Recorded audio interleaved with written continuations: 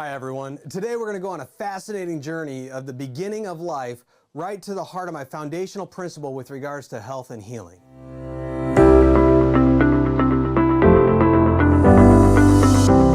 So when does life start?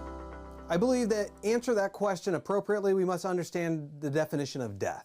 So what is death? In the most general sense, death is the cessation of all biological processes permanently and all the things that sustain it. So what is it that sustains our biological functions and sustains our life? It's energy. At the level of the cell, that energy is called ATP. That's our body's energy currency. So just like when you run out of money at a bank, you go bankrupt, no more spending. Same thing at the level of the cell. When you run out of ATP, there's no more energy. There's no more work. Bankrupt, end of life. That's it. You're dead. So therefore, life is about energy. Light is a form of energy. So now let's go back to that original question. When does life begin? It begins at the moment that the sperm penetrates the egg. That moment of conception, there's this flash of light, a burst of energy, if you will, called the zinc spark. And it is right there that we become this beautifully choreographed, self-healing, self-regulating system that's constantly replicating and recharging itself to become what we are today. But life isn't just about starting. It's about sustaining. So how is it that we sustain life? And we do it through the energy that we get from the thoughts that we think, the foods that we eat, and the exercise that we get. That echoes that same vibrant energy that we had at the moment of that zinc spark, when that flash of light occurred. Let me give you some very basic knowledge that I think that we can all relate to with regards to how the thoughts that we think, to the foods that we eat, to the exercise that we get sustains our life. Thoughts are very powerful. So let's take fear, for example. Let's say you're driving down the highway, you know that you're speeding and you see a cop on the other side of the road, and all of a sudden you look in your rearview mirror and you see the lights turn on and the car starts to turn around, right? All of a sudden you get that pit in your stomach, your muscles tense up, you get that tingling sensation in your legs, your blood pressure goes up, your heart rate goes up, you feel like your heart's going to pound out of your chest. You're not sick, you had the thought of fear. Fear created a chemical change in your body that led to a physical manifestation. So the very thought of fear created a chemical change that caused a physical manifestation in your body. And that chronic stress over time can cause our body to start to break down, to not have the vibrant energy that we need. Where on the flip side, we know that gratitude, positive thinking, mindfulness, all allow our body to thrive. We have this heart coherence, if you will, a better energy about ourselves.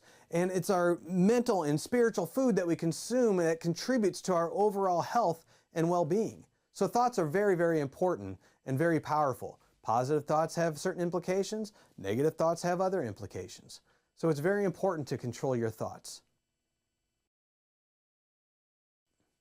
So what about food? We have live food versus dead food. Well, what is live food? Live food is food that our body was intended to have. Fruits and vegetables, nuts and seeds and meat, things that come from this earth that are not prepackaged, that sit on a shelf for years. They have great nutrients, they have great energy about them that feed our cells. And then what about this dead food? Well, those are the prepackaged foods, the foods that can sit on a shelf for 6 months and not mold, or even 6 years. Well, those chemicals, you have to process those chemicals. It's adding real nutrients back to you because these foods are nutrient deficient, high calorie foods that may give you a burst of sugar, but it doesn't really do anything to fuel your body at the level of the cell. And then all of a sudden that you eat more and more of those foods, you're spending energy, you're spending nutrients to detoxify all those chemicals that are in it that allow it to be on a shelf and be preserved, and is creating at the cellular level degeneration and breakdown. Where if you eat the foods that our body was intended to have, it fuels your cells. It gives it energy right back to it, gives it vibrant energy so your cells can start to thrive. So again, the fuel that we eat is very important. And lastly, exercise. Exercise is important. It boosts our mood. It strengthens our body. I tell people a body in motion stays in motion, but it's not just about physical movement. It's about moving on something that we feel called to do. Sometimes people become stagnant in their life and therefore they're like, oh, I got to keep this job because I have great insurance, but they're not doing what they feel fulfilled to do. So therefore that drains your mental energy, which changes your chemical structures of your body and how your body is utilizing energy and your overall energy vibrancy of your life. Our cells are these tiny little amazing units of life that flourish when they are being nourished. But when they are starved of the vibrant nutrients and energy that they need, they start to struggle.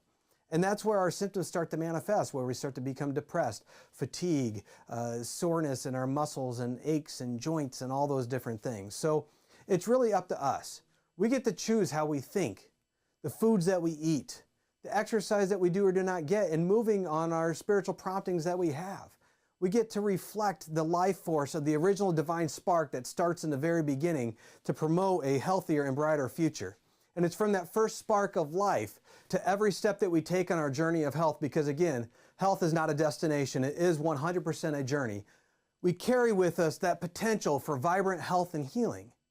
We just have to remember to feed the flame, to choose the right thing that chooses life with every thought, every bite, and every step that we do.